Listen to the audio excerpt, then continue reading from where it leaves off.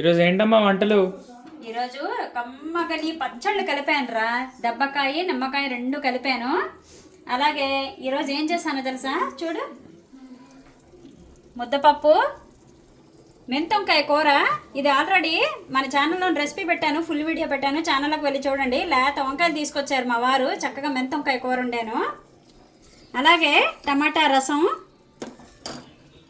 దెబ్బకాయ పచ్చడి, నిమ్మకాయ పచ్చడి.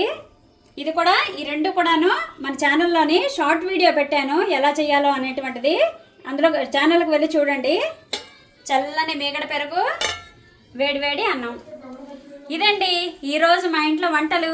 మీరేం వంటలు చేసుకున్నారు, ఏం ప్రిపేర్ చేసుకున్నారు ఈరోజు? అలాగే టమాటా రసం, ఒక 5-6 టమాటాలు శుభ్రంగా ఉడకబెట్టేసి చక్కగా తొక్క తీసేసి శుభ్రంగా పిసికేయండి.